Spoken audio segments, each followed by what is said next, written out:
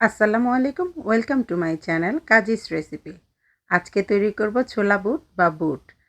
রমজানে কিংবা বিকেলবেলা ঝালমুড়িতে আমাদের এই ছোলা বুট সবাই খুব কম বেশি পছন্দ করি, বা পছন্দ না করলেও দেখা যায় রমজানে আমরা এটা ইফতারের একটি অংশ হিসেবে জেনে থাকি এবং এটা খেয়ে থাকি ইফতারের সাথে।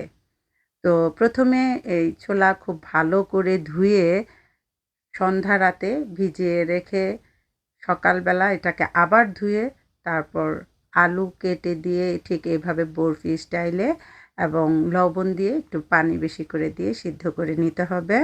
আর এভাবে সিদ্ধ করে ছোট ছোট প্যাকেট করে প্রতিদিনের জন্য রেখে দেওয়া যায়। এভাবে কেউ পছন্দ করলে ১ মাসের জন্য বা প্রতিদিনও সিদ্ধ করে নেওয়া যায়। এটা কোনো বাধ্যবাধকতা নেই। যার যার কাজের সুবিধার জন্য আমরা যে যেভাবে চাই সেভাবেই করে নিতে পারবো। তো এখন মূল প্রস্তুতির পালা। একটি প্যানে তেল নিয়ে এর মধ্যে দিয়ে দিলাম পেঁয়াজ কুচি। যার পছন্দ, কেউ কম পেঁয়াজ দিয়ে পছন্দ করে, কেউ বেশি পেঁয়াজ, যার যার পছন্দ মতো। এখানে পরিমাণের কোনো ব্যাপার নেই।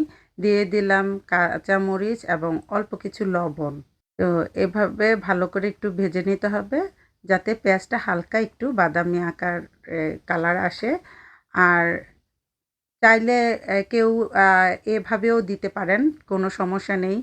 এভাবে দিলেও রান্না হয়ে যাবে, সমস্যা নেই। কিন্তু একটু বাদামি করলে হয় কি, একটু আলাদা একটা ফ্লেভার আসে। এজন্য পেঁয়াজটা হালকা একটু বাদামি আকার হলে, বাদামি কালার যেটা, ওটা হলেই আমরা পরবর্তী স্টেপে চলে যাব। তো এই ছোলা বুটটা আসলে কি, যদি আমরা সিদ্ধ করে রেখে দেই তাহলে দেখা যায় যে যখন ইচ্ছা তখনই বিকেলের নাস্তায় আমরা এটা তৈরি করে ফেলতে পারি। আর এটা যেহেতু আগে থেকে ভিজিয়ে রাখতে হয়, তারপরে সিদ্ধ করে নিতে হয়, একটা লং প্রসেস। এজন্য আমরা তৈরি করে রাখলে, আগে থেকে এই সিদ্ধটা করে রাখলে, ছোট ছোট প্যাকেট করে রাখলে যখন ইচ্ছা তখনই বের করে এটাকে আমরা খাওয়ার জন্য তৈরি করে নিতে পারি। তো এখন দিয়ে নিচ্ছি আদা এবং রসুনের পেস্ট খুব অল্প পরিমাণে। এটাকেও আবার ভালো করে ভেজে নেব। ভেজে নিয়ে তারপর আস্তে আস্তে আমরা অন্য অন্য উপকরণগুলো এর মধ্যে অ্যাড করব। আর অনেকেই দেখা যায় যে এই প্রসেসে তৈরি করে না, একদম নর্মাল প্রসেসে তৈরি করে। সেক্ষেত্রেও কোনো সমস্যা নেই, ছোলা তৈরি করা যায়। তবে এটাতে হয় কি, একটা বাড়তি একটা ফ্লেভার থাকে, যার কারণে যখন এটার সাথে আ আপনার শসা বা লেবু এগুলো অ্যাড করা হয়, কাঁচা ধনেপাতা, একটা ঝালমুড়ি তৈরি করার ক্ষেত্রে, তখন দেখা যায় যে একটা বাড়তি টেস্ট আসে।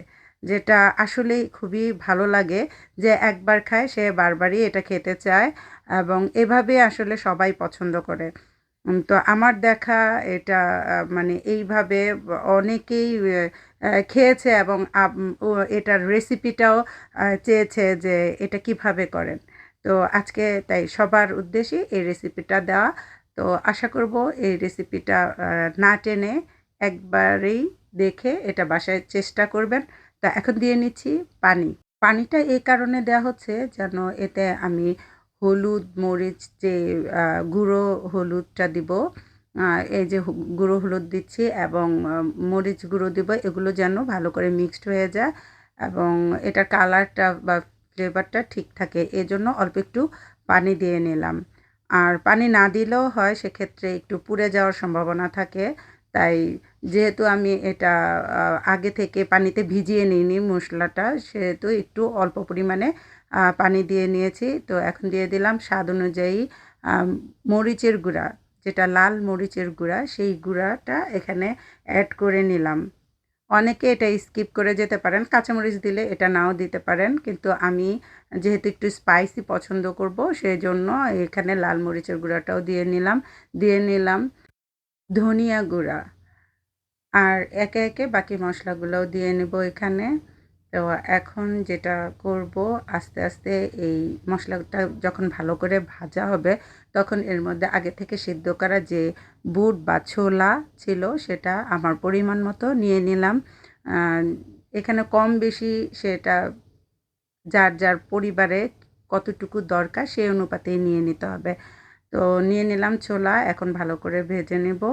ভালো করে ভেজে নিলে হবে কি, মশলাটা ভালো করে ছোলার গায়ে মেখে যাবে এবং এক পর্যায়ে একটু একটু অল্প পরিমাণে পানি দিব, যেহেতু আমি আরও কিছু গুঁড়া মশলা অ্যাড করব, সেজন্য অল্প কিছু পানি দিয়ে নিব।